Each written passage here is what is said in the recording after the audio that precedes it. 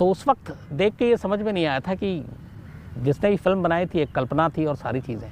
लेकिन कई बार ये कहते हैं कि फ़िल्में समाज का आईना होती हैं और समाज में जो होता है वो फिल्मों में होता है। तो क्या वाकई ऐसी कोई सोच है कि कभी दुनिया ख़त्म होगी? तो एक तो कैसे ख़त्म होगी, दूसरा क्या वाकई कुछ लोग बचेंगे जिस तरीके से इस फिल्म में दिखाया गया? ये इसलिए है क्योंकि हकीकत की दुनिया में कुछ ऐसी चीज़ें हो रही हैं जो सोचने पे मजबूर करती हैं। आज की कहानी एक ऐसे प्लेन में हुई चोरी की है जिसको मतलब सुनकर ही अजीब इसलिए लगता है कि कैसा प्लेन, एक सुपर पावर कंट्री का प्लेन जो उस वक्त के लिए है जब दुनिया एक तरह से तबाह होने वाली है, ख़त्म होने वाली है, और वो आसमान में होगी और आसमान से ही बाकायदा वो सब कुछ संचालित करेंगे, ऑपरेट करेंगे। तो आप सोचिए कि उस प्लेन की अहमियत कितनी होगी, वो प्लेन महंगा कितना होगा। और उसी प्लेन के अंदर में घुसकर कोई चोर चोरी करके चला जाए तो फिर इसे आप क्या कहेंगे? तो कहानी आज ऐसे ही एक प्लेन की है, चोरी की है। लेकिन इस चोरी की कहानी पे जाएं इससे पहले उस प्लेन के बारे में जानना ज़रूरी है कि क्यों ये प्लेन इतना अहम है और इस प्लेन को बनाया क्यों गया है, ये भी जानना ज़रूरी है, क्योंकि 2012 की वो फिल्म बहुत सारी चीज़ें याद दिलाती हैं। ये टॉप सीक्रेट प्लेन है जिसमें चोरी हुई है। अब ये टॉप सीक्रेट प्लेन क्यों बनाया, पहले उसकी कहानी है। कई धर्मों में ये कहा गया है कि एक दिन दुनिया ख़त्म होगी। कुरान में है कि क़यामत आएगी और क़यामत के साथ दुनिया ख़त्म। बाइबल में भी कहा गया है कि प्रलय आएगा। इसी तरीके से बाकी जगहों पे कहा गया है कि एक दिन दुनिया ख़त्म होगी। बहुत सारे धर्मों में है ये बात। बाकी बहुत सारे धर्म का मैंने नहीं पढ़ा, इसलिए पुख्ता तौर पे नहीं कहूँगा, लेकिन जहाँ पे जानकारी है वो बताता हूँ।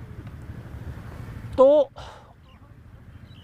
प्रलय है मतलब कि दुनिया ख़त्म होगी, दुनिया का अस्तित्व ख़त्म होगा, एक आखिरी दिन होगा। ख़ासतौर पर अगर आप बाइबल की बात करें, बाइबल में भी इसका जिक्र है और इसका जिक्र है बुक ऑफ रिवलेशन, जो कि क्रिश्चियन बाइबल का फाइनल पार्ट है, बुक ऑफ रिवलेशन।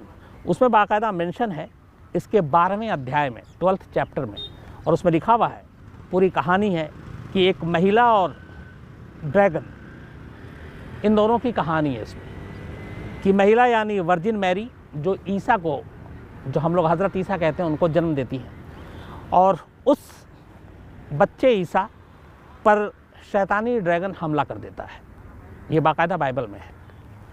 और इसके बाद एक लड़ाई होती है, भयानक लड़ाई होती है, और आर्मगेडन, इस लड़ाई को कहते हैं आर्मगेडन। तो इस लड़ाई में ये होगा कि जो ईश्वर है और उनके और शैतान के बीच में फाइनल लड़ाई होगी। और ये लड़ाई बाकायदा ये भी दिया गया कि कहाँ पे होगी। उस जगह का नाम है मैगिडो। अब सवाल ये कि क्या वाकई जो सब कुछ लिखा हुआ है, एक लड़ाई होगी, फाइनल लड़ाई होगी जब प्रलय आने वाला होगा, और ये लड़ाई होगी मैगिडो नाम की जगह पे, तो क्या इस दुनिया में मैगिडो नाम की कोई जगह है?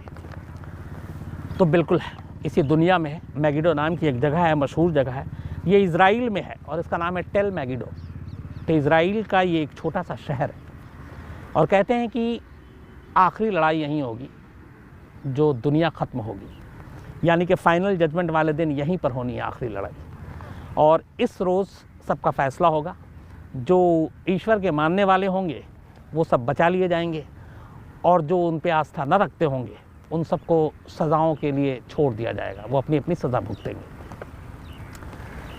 तो ये ईसाई धर्म के हिसाब से फाइनल जजमेंट के दिन ऐसा ही होगा, और ये जगह होगी टेल मैगिडो, बल्कि मैगिडो नाम जो लिखा हुआ था। तो बाकी में भी है, कुरान में है कि क़यामत आएगी और ख़ात्मा होगा और दुनिया ख़त्म हो जाएगी। फिर सारे का हिसाब किताब होगा। जिन्होंने अच्छे काम किए वो जन्नत में जाएंगे, जिन्होंने बुरे काम किए वो दोज़ख में जाएंगे। तो उसी तरीके से आपके जो अच्छे और बुरे का जो फ़ैसला है वो सारी चीज़ें होंगी। अब एक सवाल यहाँ पे उठता है कि वाकई क़यामत या प्रलय जो दुनिया ख़त्म होगा ये होगा तो कैसे होगा? क्योंकि बाइबल में जिक्र है, लेकिन अगर आप बाकी धर्मों के हिसाब से जाएं तो ये है कि दुनिया तो ख़त्म होगी, लेकिन कैसे ख़त्म होगी? तो धीरे धीरे कई चीज़ें समझ में आती हैं। कुछ होता है कि पूरी दुनिया पानी में ही सिमट जाएगी। आजकल सुनामी और बाकी चीज़ें आपने देखी, 2012 में भी जिस तरीके की चीज़ें दिखाई गई थी वो पानी में ही सब कुछ सिमट के रह गया। भूकंप आएगा, ज़लज़ला आएगी, या कुछ और होगा। आजकल लोग सबसे ज़्यादा जो डरते हैं कि इस दुनिया में क़यामत या प्रलय जो आना है वो हवाई बातें नहीं आएगी, लेकिन कैसे आएगी? वो ऐसे आएगी, जो सबसे बड़ा डर है सबसे ज़्यादा दुनिया भर के नेताओं को भी, लोगों को भी, वो है न्यूक्लियर वॉर, परमाणु युद्ध। इसके ज़रिए दुनिया ख़त्म हो सकती है। एक याद होगा आपको नागासाकी और हिरोशिमा पे जब अमेरिका ने बम गिराया था, उस वक्त तो कितनी तबाही हुई थी, लाखों लोग मरे थे। तब अमेरिका के पास ये बम था सिर्फ, लेकिन अब तो दुनिया के बहुत सारे देशों के पास है। और कहते हैं कि मतलब 9 देश तो है ही हैं, 9 या 10 जिनके पास न्यूक्लियर बॉम्ब है। लेकिन अगर इन सबको मिला दे तो पूरे जो हर एक कंट्री के पास न्यूक्लियर बम है, जैसे भारत के पास भी है, भारत के पास करीब 150 के आसपास न्यूक्लियर बॉम्ब है। लेकिन पूरी दुनिया में जितने भी ये 9-10 कंट्री, इनके पास जो टोटल न्यूक्लियर वेपन बॉम्ब है, उसकी तादाद करीब 14,000 है, 14,000 न्यूक्लियर बॉम्ब। सिर्फ 2 बॉम्ब ने हिरोशिमा और नागासाकी की पुश्तें बर्बाद कर दी थी, सिर्फ 2 बॉम्ब ने। और उन बम से कहीं ज़्यादा मारक क्षमता वाली 14,000 न्यूक्लियर बम इस वक्त दुनिया के अलग अलग देशों के पास है। अब आप सोचिए कि अगर वो 14,000 बम छोड़ दिए जाए तो दुनिया का नामो निशान बचेगा कहाँ। तो इसीलिए न्यूक्लियर वॉर को लेकर सबसे ज़्यादा लोग डरे रहते हैं कि अगर न्यूक्लियर वॉर हुआ तो फिर कुछ नहीं बचेगा। एक 2018 में वर्ल्ड इकोनॉमिक फोरम ने एक सर्वे किया था, और इस सर्वे में करीब 1000 वर्ल्ड लीडर, बिजनेसमैन और अलग अलग तबके के लोगों ने हिस्सा लिया था। और इसमें इन लोगों ने माना था कि अगर इस दुनिया में प्रलय आएगा या क़यामत आएगी तो ये जो है सिर्फ और सिर्फ न्यूक्लियर वेपन से ही होगा, और न्यूक्लियर वेपन के ज़रिए दुनिया बर्बाद हो जाएगी। अब न्यूक्लियर वेपन आया क्यों, इसके पीछे भी आप सभी को पता ही कि 2 ही वजह है। एक तो आप अपने आप को सुपर पावर बना सकते हैं, और हालांकि ये भी था कि इसके बड़े अच्छे काम हो सकते हैं। लेकिन जो दुनिया में इस वक्त ख़तरे मंडरा रहे हैं, उसमें ज़्यादातर लोग बम बनाने की तरफ ज़्यादा ध्यान देते हैं ताकि पड़ोसी मुल्क आंखें ना दिखा सके, हमको कोई दबा ना सके। अब अगर एक ने छोड़ा तो आपके पास न्यूक्लियर बम है तो आप भी बदले में छोड़ेंगे, क्योंकि आप हार मानने के लिए तो बैठे नहीं रहेंगे। तो ऐसे सिचुएशन में हालात सबसे ज़्यादा ख़राब हो सकते हैं। और अगर कहीं खुदा ना खास्ता वर्ल्ड वॉर टाइप का मामला छिड़ गया, जो लगातार बीच बीच में तनाव होते हैं, कभी अमेरिका में, कभी रशिया के बीच, कभी चीन बीच में आ जाता है, इंडिया पाकिस्तान का चलता ही रहता है, दोनों परमाणु, दोनों के पास बम है।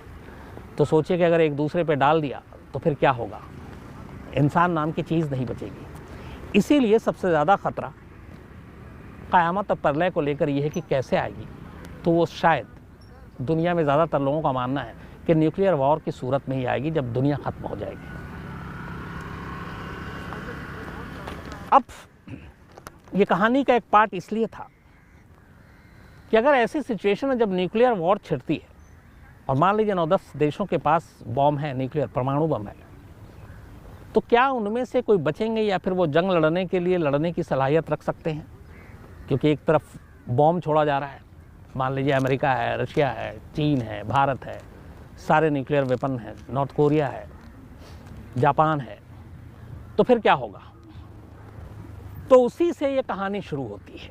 कहानी है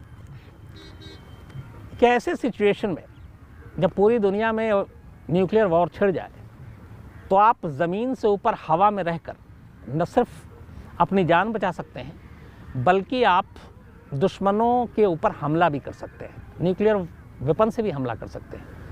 अब ये कैसे मुमकिन है?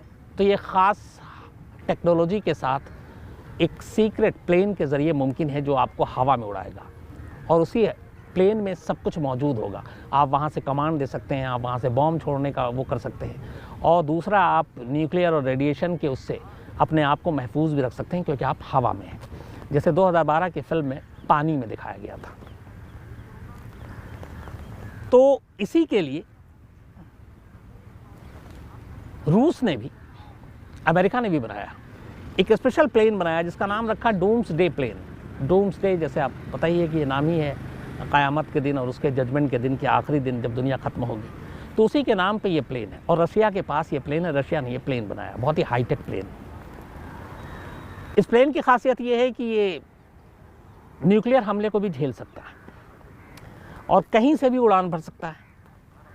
इसमें लाइफ सपोर्ट सिस्टम और बाकी चीज़ें ऐसी लगी हुई हैं, कई दिनों तक हवा में उड़ान भर सकता है, कई दिनों तक लगातार। अगर ज़मीन पे हालात ख़राब है तो ये आसमान में 3-4-5 दिन तक आराम से उड़ सकता है, तो आपकी जान बची रहेगी। इस प्लेन में एक जो बताया गया, जो सारी चीज़ें आई हैं कि इसमें सिर्फ आमतौर पे प्लेन में विंडो, आप हम लोग जो बैठते हैं पैसेंजर प्लेन में, बाकी में विंडो होता है, लेकिन इसमें कॉकपिट पे जो विंड स्क्रीन है उसको छोड़कर बाकी पूरे प्लेन में कहीं कोई विंडो नहीं है। और कॉकपिट का विंड स्क्रीन भी ख़ास तरीके से बनाया गया। उसकी वजह ये है कि अगर न्यूक्लियर वॉर होता है, बॉम्ब गिरता है, तो उसकी सबसे ज़्यादा रोशनी आँखों को नुकसान पहुँचाती है, आँखें चौंधिया जाती हैं, तो वो रोशनी आपकी आँखों तक ना पहुँचे, इसलिए इसमें विंडो नहीं है। इसके अलावा जो आर्म्ड फोर्सेस हैं, चाहे आर्मी हो या नेवी हो या एयरफोर्स हो, उन्हें जिस जिस भी चीज़ों को कंट्रोल करने की ज़रूरत पड़ सकती है, जैसे अटैक करने के लिए दुश्मन पर, वो सारी चीज़ें सहूलियत इस प्लेन में मौजूद है। और मतलब ये एक वो प्लेन है जो आपको हवा में रहकर ज़मीन के साथ संपर्क में भी रखेगा और आपको तमाम हमलों से भी बचा रहा है। तो मैंने जैसा बताया कि रूस के पास ये प्लेन, इसके अलावा सिर्फ और सिर्फ अमेरिका के पास है। पहले अमेरिका ने बनाया, बाद में रूस ने बनाया। और इसी डूम्सडे प्लेन का नाम जो दिया गया था, वो सिर्फ यही सोच कर दिया गया था कि जब ये दुनिया ख़त्म होगी और लगभग न्यूक्लियर वॉर होगा या किसी भी और सूरत में, तब यही वो एक चीज़ है जो आपकी जान बचाएगी और जिससे आप दुश्मन देश और दुश्मनों पे हमला भी कर सकते हैं अपनी जान बचाते हुए। रूस के पास, हालांकि कहते हैं अमेरिका के पास 7 या 8 ऐसे डूम्सडे प्लेन हैं, रूस के पास 4 हैं और उन्होंने इसे 4 अलग अलग कैटेगरी में बांटा हुआ है। इसका नाम भी रखा है, एक का नाम है बोइंग E-4B उर्फ नाइट वॉच। इसके अलावा और भी इसके अलग अलग नाम हैं। जो अमेरिका के पास है उसमें अमेरिका का पूरा जो पेंटागन है वो इसको कंट्रोल करता है और इसकी हैंडल करने की जिम्मेदारी, इसको उड़ाने की जिम्मेदारी यूएस एयरफोर्स की है। जो नाइट वॉच प्लेन्स हैं डूम्सडे वाले, ये 24 घंटे 365 दिन ड्यूटी पे अलर्ट होते हैं और इनमें टोटल जो बैठने की इंतज़ाम है 112 लोग, 112 लोग एक साथ बैठ सकते हैं। मतलब अगर ये मानिए कि दुनिया में इस तरह की नौबत आ जाए, हर तरफ परमाणु बम गिर रहा हो, तो शायद हवा में 112 वो खुशनसीब लोग होंगे जो उड़ रहे होंगे और इस रेडिएशन और बाकी चीज़ों के, न्यूक्लियर बम के असर से अपने आप को महफूज रख सकें। इन प्लेन की खासियत ये भी है कि इसको हवा में आप रिफ्यूल कर सकते हैं और ज़मीन पर उतरने की इसीलिए कई दिनों तक इसकी ज़रूरत ही नहीं है और जब ज़मीन पर नहीं उतरेगी तो फिर सारे असर से भी ये बची रहेगी। कहते हैं कि इस प्लेन में करीब 67 सैटेलाइट डिशेस और एंटीना लगे हुए हैं ताकि किसी भी सूरत में इनका जो कम्युनिकेशन सिस्टम है वो ठप ना हो, इसीलिए 67 सैटेलाइट डिशेस और एंटीना है। ज़रूरत पड़ने पे ये एंटीना विमान के पीछे कुछ मतलब किलोमीटर तक फैल सकता है और इसके ज़रिए वो समंदर के नीचे, हवा में तो हो ही रहा बाकी चीज़ें, जो इनकी पनडुब्बियाँ उसको भी एक्टिव करके उनसे संपर्क कर सकती है और उनका भी इस्तेमाल कर सकती है। तो आसमान में रहते हुए आप पनडुब्बियों को भी कमांड दे सकते हैं, पनडुब्बियों को भी एक्टिव कर सकते हैं। जो रूस के डूम्सडे प्लेन है उसमें एक इल्यूजन 80 है। ये प्लेन जो है रूस के पास ऐसे 4 प्लेन हैं और मई 2010 में पहली बार इस डूम्सडे प्लेन को रूस के 2010 मई में रशिया के विक्ट्री परेड में बाकायदा इसको पब्लिक को दिखाया गया था। वैसे ये प्लेन कभी किसी को देखने को मिलता नहीं है और इसको बड़ा गुपचुप तरीके से रखा जाता है, लेकिन फर्स्ट टाइम इसमें से एक प्लेन की झलक रूस ने 2010 में अपने लोगों को दिखाया था और उस विक्ट्री परेड के दौरान। सबसे पहले 1985 में रशिया ने इस डूम्सडे प्लेन का ट्रायल किया था और ये उड़ान भरा था।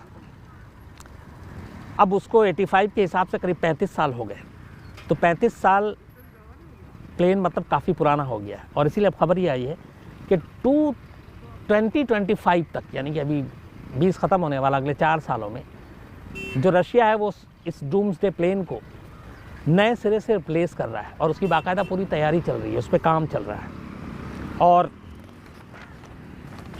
अब वो नए हिसाब से, नई टेक्नोलॉजी के हिसाब से इन प्लेन को बनाएगा जो ऐसे प्रलय या क़यामत के दिन उन लोगों को ज़िंदा रख सकें और दुश्मनों पे हमला करने का मौका भी दे सकें। तो ये जो प्लेन है जो 2025 में अब रिप्लेस होना है और पहली बार 1985 में बना था, हाई सिक्योरिटी मिलिट्री निगरानी के अंदर ये डूम्सडे प्लेन खड़े हैं रूस में। रूस के दक्षिण पश्चिम में एक जगह है तगनरोग। तगनरोग नाम का एक शहर है और इसी शहर में रूसी वायुसेना का, रूसी एयरफोर्स का एक बेस है जो भयानक, मतलब बहुत ही ज़्यादा हाई सिक्योर्ड है। और वहीं पे इन डूम्सडे प्लेन को रखा गया है क्योंकि यहीं इनका मेंटेनेंस होता है और यहीं इनको अपग्रेड किया जा रहा है। दिसंबर, अब लगभग आज 16 दिसंबर है, 26 नवंबर 26 नवंबर अभी हाल में गुजरा है। ये घटना उस दिन की है। 26 नवंबर को कुछ एक्सपर्ट्स इस डूम्सडे प्लेन में से एक प्लेन में घुसते हैं, दाखिल होते हैं, उसको निरीक्षण करते हैं, देखते हैं कि उसमें क्या कुछ है और उसके बाद सब कुछ ठीक ठाक था। इसके बाद फिर आता है दिसंबर, आज 16 है, 12 दिन पहले 4 दिसंबर को फिर कुछ अफसर जाते हैं एयरफोर्स के इंस्पेक्शन करने के लिए उसी प्लेन में। लेकिन जब वहाँ जाते हैं तो वो हैरान रह जाते हैं। उस प्लेन के अंदर से बहुत सारे इंपॉर्टेंट पार्ट्स और पुर्जे गायब थे। अब ये बात जब पता चली तो हर तरफ हड़कंप मच गया। एक तो रूसी एयरफोर्स का मोस्ट हाई सिक्योर इलाका जो पूरी तरह से एकदम प्रतिबंधित है, सिक्योरिटी के ज़बरदस्त इंतज़ाम है, और एक ऐसा प्लेन जिसको क़यामत के दिन के लिए आपने संभाल कर रखा है।